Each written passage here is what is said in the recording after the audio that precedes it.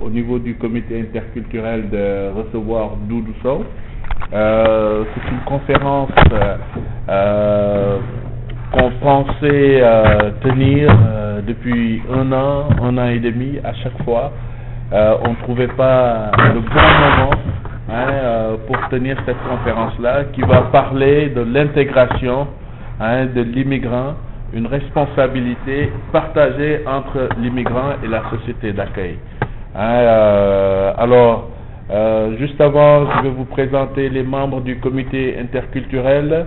Il y a Francis Hamel, Monsieur India ici qui est derrière vous, et puis Madame Diallo Aoubadji, et puis moi-même, Hassan Badji, je suis le président du comité. Donc, Doudou, on te souhaite la bienvenue. Il y a 10 jours à peu près, on avait eu ici on va dire une soirée de réflexion sur l'immigration, et je peux dire que les gens avaient manifesté beaucoup d'intérêt à en savoir plus sur ce point-là. Fait que je vais simplement te laisser continuer à nous parler du sujet. Doudou est une personne que nous connaissons au niveau de notre communauté, la communauté sénégalaise. C'est notre référence pour nous, communauté sénégalaise, et puis pour nous, communauté québécoise. Doudou intervient souvent dans le Huffington, et puis on t'a vu quelquefois, surtout lorsqu'il y a eu le débat sur le voile plutôt. On l'a vu à Radio-Canada. Donc c'est une personne qui est régulièrement consultée pour des questions d'immigration.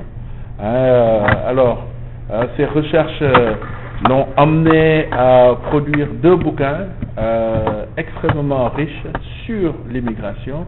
Nous, la semaine dernière, ou il y a 10 jours, on se demandait comment faire pour que les gens adoptent la langue française. On se demandait, par rapport aux services qui existent déjà, que faire pour les améliorer, et puis le travail. Le travail. Donc, briser l'isolement. Voilà, c'est ça. Alors, donc, on compte énormément sur toi pour nous aider à mieux comprendre ce qu'est l'immigration, comment faire pour que les immigrants que le Québec, le Canada invitent à venir ici, comment faire pour faciliter leur intégration, pour qu'on puisse parler d'intégration réussie. Alors, merci encore d'être là. À toi. Merci M. Badji, bonsoir tout le monde. Je suis très honoré d'avoir été invité par le comité interculturel de Pincourt pour donner cette importante conférence sur la problématique de la co-responsabilisation de l'intégration entre la société d'accueil et la personne immigrante.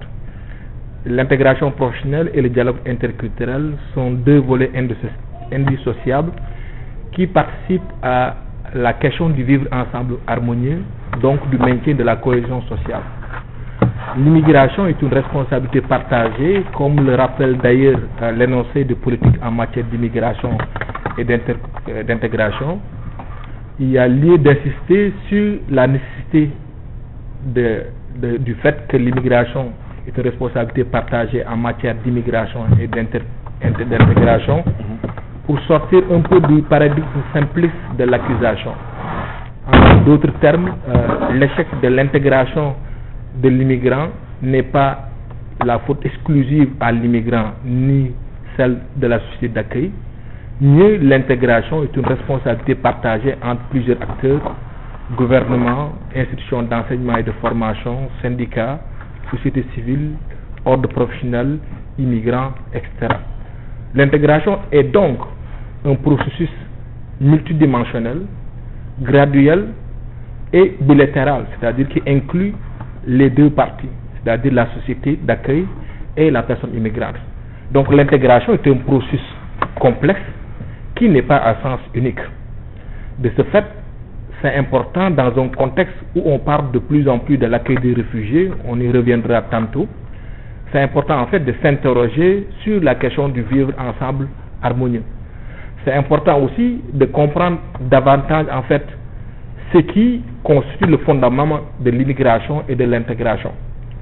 Vous avez parlé tout à l'heure, de la question de l'emploi qui est au cœur également du processus d'intégration, qui est aussi établi aussi un lien entre l'immigrant véritablement et la société d'accueil, parce que l'emploi constitue le premier facteur intégrateur et socialisateur de l'individu dans une société, et l'intégration en emploi à travers l'entreprise, qui est un microcosme de la société, permet le contact direct de l'immigrant avec les membres de la société d'accueil.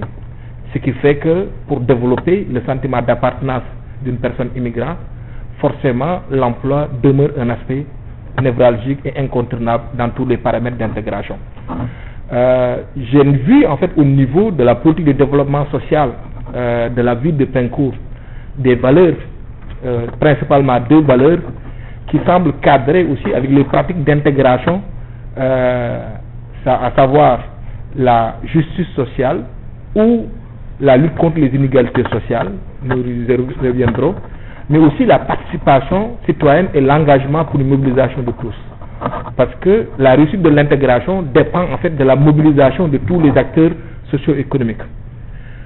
Mais avant d'entrer en fait dans le vif du sujet sur la co-responsabilisation de l'intégration, permettez-moi en fait de faire deux mises au point qui me semblent nécessaires dans une approche pédagogique.